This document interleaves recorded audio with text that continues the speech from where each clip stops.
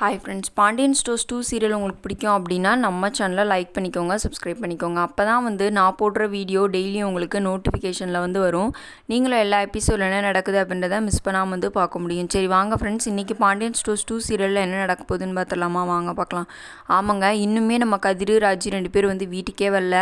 அந்த இன்ஸ்டியூட் போயிருந்தாங்க இல்லையா, அந்த இடத்துலையே தான் இருக்கிறாங்க. இருந்துட்டு காலையில் இன்ஸ்டியூட் போக சாயந்தரம் ரூமுக்கு வர அந்த மாதிரி பண்ணிகிட்ருக்காங்க. அப்புறம் 2 பேரும் நல்லா பேசி நல்லா ஃப்ரெண்ட்ஸ் மாதிரி இப்போ 2 பேர் ரொம்ப க்ளோஸ் ஆகிட்டாங்க.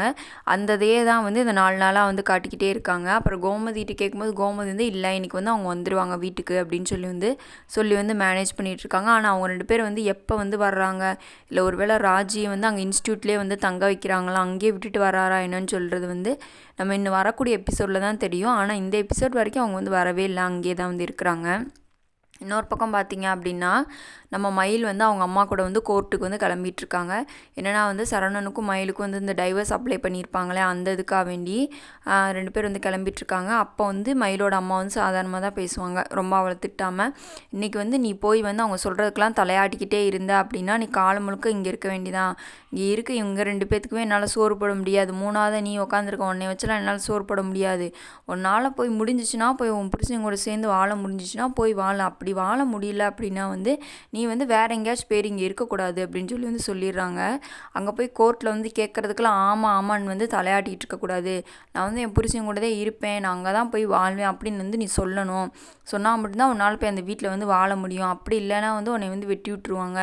நீ அப்புறம் தனியாக எங்கிட்டாச்சும் போய் இது பண்ணிகிட்டு இருக்க வேண்டிய, இன்னி இந்த வீட்டுக்குள்ளே வரக்கூடாது அப்படின்ற மாதிரி சொல்லிடுறாங்க. பார்க்கவே பாவமாக தான் இருக்குது. ஏன்னா இவங்க 2 பேர் தான் தப்பு பண்ணதே. ஏன்னா முன்னாடியே நிறையா பொய்யெல்லாம் சொல்லி கல்யாணம் பண்ணி வச்சுட்டாங்க. படிச்சிருக்கா, அதுக்கடுத்து வேலைக்கு போகிறா, அப்புறம் அந்த 80 பவுன் பொய் அதெல்லாம் இவங்க பண்ணால் தான். இவங்க பேச்சை கேட்டு தான் மயில் அந்த மாதிரிலாம் நடந்துக்கிட்டாங்க.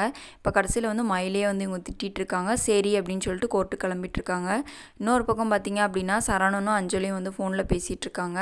அப்போ அஞ்சலி அவங்களோட ஹஸ்பண்டை விட்டு எப்படி பிரிஞ்சாங்க அப்படின்ற அந்த கதையை சரவணன்ட்டு சொல்லிட்டு இருக்காங்க. அப்புறம் உன் ஒய்ஃப் எங்கே இருக்காங்க அப்படின்னு கேட்குறாங்க.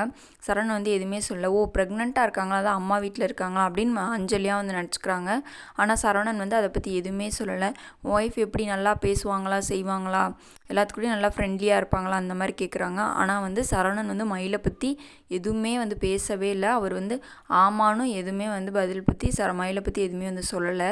ஆனால் நம்ம அஞ்சலி என்ன பண்ணுறாங்க அப்படின்னா அவங்களோட கதை இவரோட கதை அவங்களா பேசிக்கிட்டே இருக்காங்க ரொம்ப நேரமாக. சரி அப்படின்னு சொல்லிட்டு 2 பேர் கொஞ்சம் நேரம் பேசிகிட்டு இருந்துட்டு சரி தூங்கலாம் அப்படின்னு சொல்லிட்டு வச்சிடுறாங்க. அடுத்த நாள் சரவணன் கோர்ட்டுக்கு கிளம்புறாரு. இன்றைக்கான எபிசோடில் இதான் ஃப்ரெண்ட்ஸ் நடந்துச்சு. நாளைக்கு எபிசோடில் நான் உங்களை மீட் பண்ணுறேன். Bye friends.